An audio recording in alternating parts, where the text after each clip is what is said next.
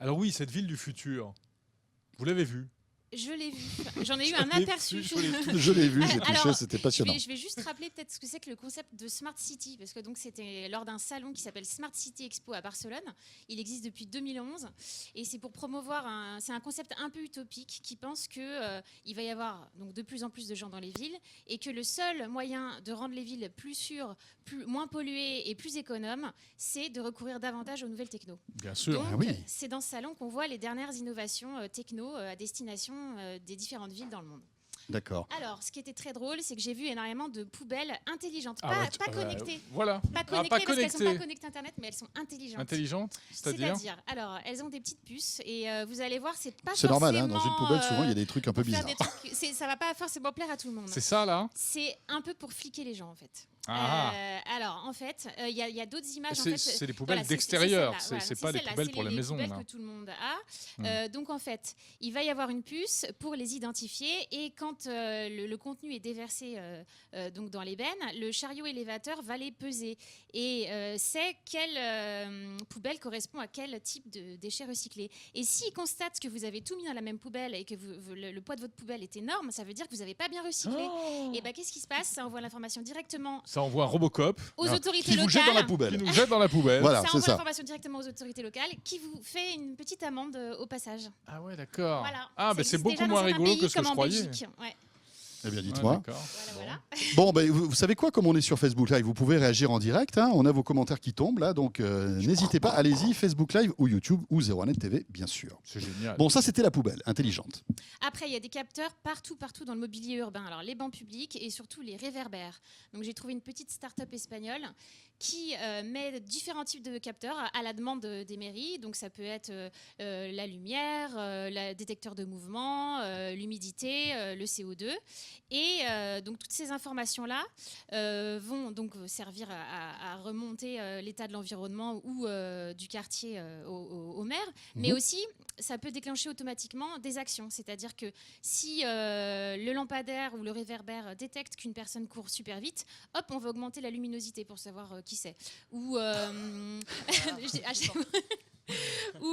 fait, il y a aussi des capteurs de lumière. Donc, du coup, le réverbère va pouvoir avoir son intensité lumineuse qui va s'adapter. Donc, on va aussi perdre moins d'énergie. Voilà, donc... Je connais certaines villes dans le sud de la France qui seraient sans doute très intéressées. Hein? Et ça, c'est assez simple. On a déjà toutes les briques techno pour le mettre en place, quoi. D'accord. Toutes ces innovations, parce qu'il y en a d'autres, tu as d'autres exemples à nous donner. C'est quoi? C'est du concret? Ça existe déjà? C'est encore des prototypes où on en est? Non, en fait, les technos, elles sont prêtes. Le problème, c'est que ça coûte cher et Ah. que toutes les municipalités n'auront pas les moyens de s'équiper. Et puis qu'il faut voir, est-ce que ça vaut le coup pour une ville d'investir massivement dans des capteurs, dans tout un système. Oui. Quel est le retour sur investissement? C'est ça, pour des grosses villes comme Paris, oui. Mais après, pour une ville moyenne, on peut se poser la question. Il y a Caribou sur Twitter qui nous dit: on n'a jamais été aussi connecté et pourtant plus personne ne se parle. Dans la rue, dans le vrai monde, c'est inquiétant. Bon, c'est pas la faute aux poubelles connectées quand même, ça. Et puis, je sais pas trop. Et puis c'est pas tout à fait vrai. Moi, je suis pas d'accord. Qu'est-ce qu'il y avait d'autre comme innovation? Alors, beaucoup moins riant, la vidéosurveillance intelligente prend beaucoup d'ampleur. Alors, c'est en partie dû, évidemment, à tous les problèmes de sécurité et au terrorisme.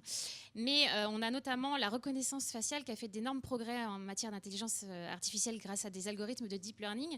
Donc, pour donner un peu une idée, jusqu'à maintenant, ce qu'on voyait dans les aéroports en termes de reconnaissance faciale, c'était il fallait que quelqu'un soit face à une caméra pour qu'on identifie son visage. Et bien maintenant, voilà, là, on voit une personne qui passe devant. Oui. Alors évidemment, si elle est de dos, qu'on voit que son nez, ça va pas marcher. Ouais. Mais on peut reconnaître des gens à la volée maintenant qui passent devant une caméra. Donc, c'est super. Il y a des villes comme Nice qui, depuis les attentats, ont demandé à tester ce système. Voilà. Après, je pense que ça peut être rassurant d'avoir ce genre d'outils, mais il faut bien encadrer toutes les données, toute la big data qui est récoltée par ces caméras. Je ne sais pas ce que vous en pensez. Tu parles d'or. Tout à fait. Et en plus, voilà. c'est pas des systèmes fiables à 100% parce que je rappelle que en fait, le visage détecté va être comparé à une base de données et qu'ensuite, le système va donner une probabilité qu'il s'agit bien de cette personne. C'est des probabilités, c'est des statistiques. Donc, ça n'est pas... c'est pas du 100%. C'est pas du 100% sûr. Lucien nous dit quand est-ce que ça va arriver tout ça. Donc, tu l'as dit tout à l'heure. Ça existe déjà. C'est voilà. déjà commercialisé c'est simplement une dans question. le monde entier. Voilà. Voilà. Il y a des zones dans le monde, comme en Amérique latine, Mexico est vraiment à la pointe, parce qu'il y a aussi beaucoup de problèmes d'insécurité dans ces villes où il y a les narcotrafiquants.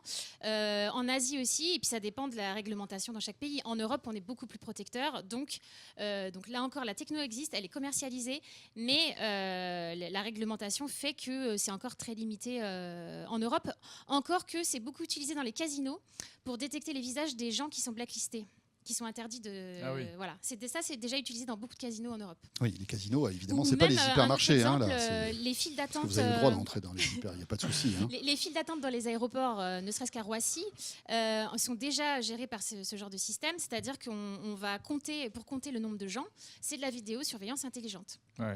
Non, mais c'est des outils qui sont aujourd'hui, dans certains endroits, devenus indispensables, c'est certain. Amélie ? Autre chose ? Oui, un dernier petit mot sur une super... Alors moi, c'est ce qui m'a vraiment le plus bluffé.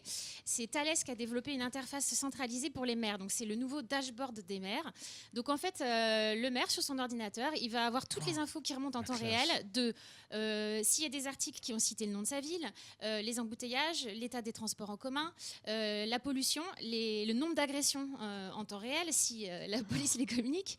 En fait, toutes les infos possibles et imaginables à partir du moment où il peut les récupérer sont centralisées et en même temps donnent donc un portrait photo de la ville à un moment donné, et ça peut aider à faire de la prédiction. Donc par exemple, avec certains facteurs qui vont être croisés, on va savoir qu'il va y avoir un embouteillage dans un quart d'heure.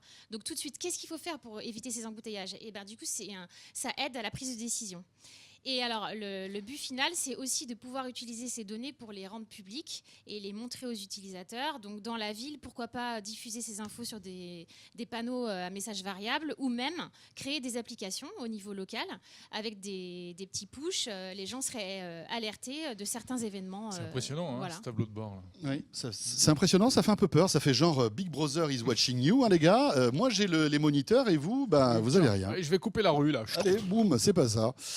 Merci beaucoup, Amélie.